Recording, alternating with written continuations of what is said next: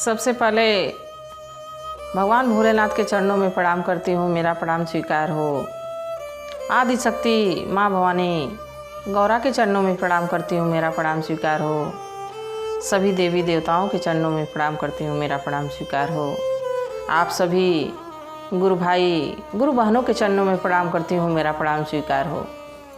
गुरु भाई गुरु बहनों, अगर मेरी वीडियो अच्छी लगती है तो लाइक करिए, शेयर करिए और चैनल पे नए हैं तो सब्सक्राइब करिए। कमेंट में महादेव का नाम ज़रूर लिखिए। महादेव का नाम लिखने से, बोलने से, लोगों को बताने से पुण्य मिलता है। पुण्य के भागी बनिए। आपके जितने बिगड़े कार्य रहेंगे वो सब अच्छे हो जाएंगे। तो महादेव का नाम ज़रूर लिखिए, ज़रूर बोलिए। और आज जो मैं कहानी सुनाने जा रही हूँ, कहानी बहुत अच्छी है, पति पत्नी पे है। कहानी को पूरा सुनिएगा। कहानी में बहुत बढ़िया भाव है। बेईमानी करके कमा ले तू खूब, बेईमानी करके कमा ले तू खूब अपने हिसाब से, लेकिन ऊपर वाला हिसाब लेगा अपने हिसाब से। बेईमानी करके, किसी के साथ धोखा करके आप कमा लेंगे, आप जीवन जी लेंगे, पर जब भगवान हिसाब लेने लगते हैं तो अपने हिसाब से जब हिसाब करने लगते हैं तो पता नहीं चलता है कब पैर के नीचे से ज़मीन खिसक गई। तो इसलिए भगवान से आस्था रखिए, भगवान भोलेनाथ की शरण में जाइए। मात्र वही उद्धार करने वाले हैं। मनुष्य किसी का कोई उद्धार नहीं कर सकता है। भगवान का नाम जरूर लेना चाहिए। भगवान का नाम तो ऐसा है कि उनको लेने से, उनको भजने से जन्मों जन्मों का धन मिल जाता है। ये ऐसा धन है। तो इसलिए महादेव को अपनाइए, महादेव को गुरु बनाइए। एक पति पत्नी थे। दोनों पति पत्नी में से पत्नी तो शिव की शिष्या थी, शिव भक्त थी, पूजा आराधना करती थी। आप लोग भी देखेंगे कहीं कहीं आस पड़ोस अपने गांव में, मोहल्ले में, कि पति पत्नी में कोई कोई बहुत विपरीत रहता है। पति सीधे पूरब तो पत्नी सीधे पश्चिम, पत्नी सीधे पूरब तो पति सीधे पश्चिम। वैसे पति पत्नी थे। पत्नी तो महादेव की शिष्या थी, बाकी पति नास्तिक था, धन का लोभी था, घमंडी था, मांस मदिरा का सेवन करता था। बाकी उसकी पत्नी उतनी ही पुण्य आत्मा थी, बड़े शुद्ध विचारों वाली थी। किसी भूखे दुखे को भोजन कराना, महादेव की पूजा अर्चना करना, वो इन सब कामों में बड़ी रुचि रखती थी। और जब वो भगवान का जाप करने बैठती, महादेव का जाप करने के लिए बैठती, तो उसका पति उल्टी सीधे बातें करता, उसको डिस्टर्ब करता। और जब वो भगवान का पूजा करने जाती तो उस समय वो मीट मछली का सेवन करता। उसको एकदम परेशान कर दिया था। पत्नी बेचारी कुछ नहीं बोलती, क्योंकि पति पत्नी का रिश्ता ऐसा होता है कि चलाना पड़ता है। तो पत्नी एक दिन जा रही थी महादेव के दर्शन के लिए, हाथ में जल का लोटिया लिए हुए, एक हाथ में पुष्प फूलमाला लिए हुए जा रही थी। पति उसी समय मछली खा रहा था। एक मछली का टुकड़ा उसके लोटिया में डाल दिया। पत्नी रोने लगी और वो लोटिया लेके महादेव के मंदिर चली गई और कही कि महादेव, आज तो ये जल मैं आपके ऊपर यही जल चढ़ाऊंगी, क्योंकि मैं इस जीवन से ऊब गई हूँ। मुझे इस जीवन से मुक्त कर दीजिए। मैं ऐसे व्यक्ति के साथ रहती हूँ, मैं आपकी पूजा आराधना करती हूँ और वो उसमें विघ्न डालता है। अब या तो उसको सुधार दीजिए या तो मेरा जीवन समाप्त कर दीजिए। महादेव वे बात सुन रहे थे। अब महादेव को तो एक चुनौती मिल गई कि या तो उसको सुधार दीजिए या तो मेरा जीवन ले लीजिए। तो महादेव अपने शिष्यों का कैसे जीवन लेते? वो जीवन देंगे नहीं तो जीवन लेंगे नहीं। वो महाकाल हैं, वो तो कालों के काल हैं। अपने शिष्य पे दया नहीं बरसाएंगे तो दुख नहीं देंगे। अगले दिन पति बाजार गया मछली खरीदने। महादेव एक मछुआरे का रूप बना के और समुद्र से लाई गई मछलियाँ, जिंदा जिंदा मछलियाँ लेके बैठ गए। थोड़ा जल लिए, उसमें मछलियाँ तैर रही हैं। तो देखा, वो व्यक्ति देखा तो कहा कि अरे यहाँ तो बड़ी फ्रेश मछलियाँ, बड़ी अच्छी मछलियाँ दिख रही हैं, इसी मछुआरे से ले लेता हूँ। तो गया तो कहा कि अरे तुम्हारी मछली कैसे है? तो महादेव मछुआरे के भेष में थे। इतनी महंगी मछली बताए, कहे कि 5 असरफियों की बदले 1 किलो मैं मछली दूंगा। तो कहा कि लग रहा है कि सोने चांदी की मछली लेके आए हो, ऐसे बेच रहे हो, जाओ जाओ मैं तुम्हारी मछली नहीं लूँगा। तो महादेव कहे कि तो नदी में चले जाओ, नदी में तो फ्री में मछली मिल जाएगी। तो धन का लोभी था ही, कंजूस था, किसी को 1 कौड़ी देना नहीं चाहता था। तो कहा कि बात तो सही कह रहा है मछुआरा, अगर जो मैं नदी में चला जाऊंगा तो मछली भी मिल जाएगी फ्री में, ताजी ताजी। और वो नदी की तरफ चला गया। नदी के किनारे पे अपना पूरा कपड़ा उतारा, एक गमछी लपेट के नदी में घुस गया।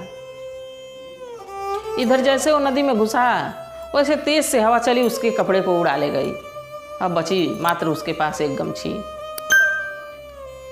नदी में कितना खोजता रहा, कितना मछली मारने की कोशिश किया, मछली हाथ आती निकल जाती, एक भी मछली हाथ नहीं आई। बड़ा परेशान। इतने में नदी में ऐसा उफान आया कि वो बेचारे के मुंह तक पानी आ गया। अब उसमें उस समय उसको भगवान याद आने लगे। देखिए, मनुष्य कष्ट में जब आता है ना तो भगवान भगवान भगवान भगवान, राम राम, नमः शिवाय, भगवान भोलेनाथ को याद करने लगता है।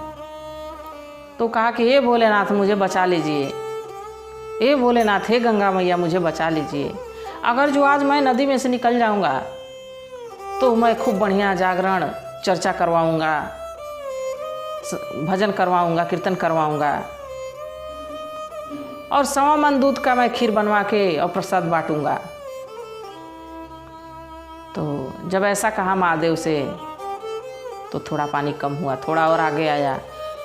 जब थोड़ा आगे आया, जब कमर तक पानी आ गया तो कहा कि नहीं नहीं, मैं 20 लीटर दूध का खीर बनवाऊंगा और 2-4 लोगों को खिला पिला दूंगा और प्रसाद बंटवा दूंगा, भजन कीर्तन नहीं करवाऊंगा, बहुत पैसा लग जाएगा। इसके बाद जब थोड़ा बाहर और निकला तो कहा नहीं नहीं, मैं 20 लीटर दूध का नहीं, बस मात्र 2 ब्राह्मणों को भोजन करवाऊंगा। सोचा कि अब क्या हो सकता है, तो मैं नदी से बाहर निकल आया। पर कहे ना कि भगवान जब हिसाब लेते हैं तो पता नहीं चलता है। बाहर निकल गया, घर गया, अपनी पत्नी से सारी बात बताया कि मैं नदी में डूब रहा था तो महादेव से ऐसे ऐसे कहा हूँ, 2 ब्राह्मणों को भोजन कराना है। पत्नी कही कि बहुत बढ़िया बात है, जाइए ब्राह्मणों को कह के आइए, भोजन की व्यवस्था मैं करती हूँ। तो ब्राह्मण के बस्ती में गया और सबसे पूछने लगा कि तुम कितना खाते हो। तो कोई ब्राह्मण कहता मैं 10 पूड़ी खाता हूँ, कोई कहता मैं 20 पूड़ी खाता हूँ। तो कहा कि मुझे तो ऐसा ब्राह्मण चाहिए कि जो सिर्फ 1-2 पूड़ी खाता रहे। तो ऐसा ब्राह्मण कोई नहीं मिला। अब वहाँ से वो लौट रहा था घर को, इतना कंजूस था, घर को लौट रहा था। जब घर को लौट रहा था तो एक छोटी सी कुटिया दिखी उसको, उसमें एक वृद्ध पत्नी और एक वृद्ध ब्राह्मण और उनकी पत्नी दोनों लोग दिखे। वहाँ पे गया और वो तो माता पार्वती और खुद महादेव थे उस कुटिया में, बूढ़े का रूप बनाए थे। तो पूछा कि ये बताइए कि आप लोग कितना खाते हैं, आप लोग पुजारी हैं, पंडित जी हैं? तो लोग कहे कि हाँ हम लोग ब्राह्मण हैं और हम बहुत ज़्यादा नहीं खाते हैं, मात्र 1-2 पूड़ी खाते हैं। तो बड़ा खुश हुआ कि ये ब्राह्मण ठीक है, इसको ले चलता हूँ। न्योता दे के आया कि मेरे घर भोजन कर लीजिए आके आप दोनों लोग। तो भगवान भोलेनाथ कहे कि मेरी पत्नी तो वृद्ध हैं, आ नहीं सकती हैं, ये यहीं पे रहेंगी, मैं चलूँगा। और महादेव शाम को पहुँचे उसके घर। उसकी पत्नी खाना बना के रखी थी, खीर बना के रखी थी। भोजन लग गया, महादेव बैठ गए भोजन करने। जैसे एक उंगली खीर में डाले कहे कि मैं खा लिया, तो बड़ा वो खुश हुआ सेठ बड़ा खुश हुआ और कहा कि ये तो बिल्कुल खाया ही नहीं है। अब तब तक सेठ को कोई काम आ गया।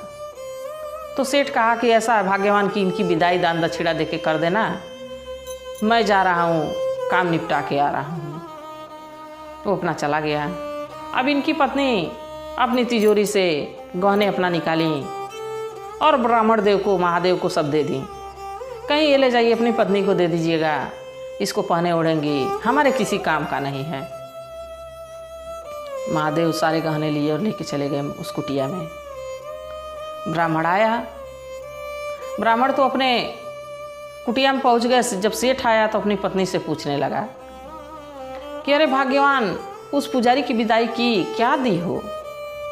तो कहीं की सारी तिजोरी में से गहना निकाल के और उस पुजारी को दे दी हूँ। तो उसको तो मानो हार्ट अटैक आ गया। कंजूस था, नास्तिक था। तो कहा ये बताओ कितने में कितना दिन खर्च चला रहता अगर जो हम बाज़ार में बेचते, तुम सब उसको दान दे दी? तो कही कि हमारे किसी काम का नहीं था, आप हमको पहनने देते नहीं थे, कंजूसी में रखे थे, तो हम सोचे हैं कि दे दें, उसकी पत्नी ही पहनेगी, इसलिए हम दे दिए हैं। अब सेठ मारे गुस्से के निकला कि जाऊं उस पुजारी से गहने मांग के लेके आऊं। जैसे कुटिया के नज़दीक पहुंचा तो महादेव की लीला वहाँ चल रही थी। महादेव बांस की टिकठी पे सोए हैं।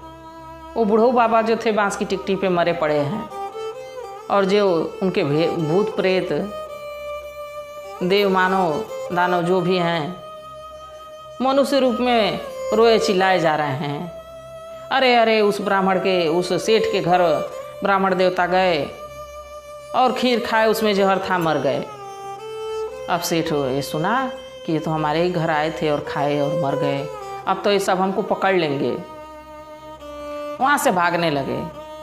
भागता देख के 4 लोग दौड़ा के उसको पकड़ लिए, सेठ को, और पकड़ के उसी मंदिर में ले आए और एक कोठरी में बंद कर दिए। कहे ये बताओ, तुम्हारे घर गए हैं ब्राह्मण देव और खीर में जहर था, खाए हैं और मर गए, इसका दंड तुमको मिलेगा। तो कहा कि मुझे मृत्यु दंड मत दीजिए, मैं इसी मंदिर में रहूँगा, मैं बूढ़ी माई की सेवा करूँगा। अब तो बूढ़े बाबा मर गए, जो उनकी पत्नी है मैं उनका सेवा करूँगा, इसी मंदिर में मैं रहूँगा। तो कहे लो कि ठीक है, अब इनकी सेवा करना तुम्हारी जिम्मेदारी है। और उसी मंदिर में सेठ रहने लगा, उस बूढ़ी माई की सेवा करने लगा। वहाँ शिवलिंग था, उसको रोज़ धोता पोछता, रोज़ बड़े भक्ति भाव से उस मंदिर में उनकी सेवा करता। धीरे धीरे धीरे धीरे कुछ समय बीत गया। तो एक दिन उनकी पत्नी आई, कहीं कि आप घर क्यों नहीं चलते हैं, घर चलिए। तो कहा नहीं नहीं, अब घर में क्या रखा है, अब तो मैं यहीं पड़ा रहूँगा, यहीं जीवन काट दूँगा। आज तक जो भी पाप किए सारे पाप यहीं मिटाऊँगा, यहीं महादेव के चरण में रहूँगा। तो पत्नी महादेव का धन्यवाद की कि हे महादेव, मैं आपको कही थी कि आप सुधार दीजिए और नहीं तो मेरा प्राण ही ले लीजिए। तो आप तो ऐसा सुधारे कि अपना दास बना लिए, अपने मंदिर में पुजारी बना दिए। हे प्रभु, आपको बहुत बहुत धन्यवाद कि आप हमारे जीवन में सुख लौटा दिए, हमारे नास्तिक पति को आप आस्तिक बना दिए, अच्छे रास्ते पे ला दिए। बढ़िया आपका भजन भाव करने लगा, बढ़िया से भोग प्रसाद चढ़ाने लगा, बूढ़ी माई की सेवा करने लगा। तो देखिए महादेव में ऐसी शक्ति रहती है कि अपने शिष्यों की चुनौती, अपने शिष्यों का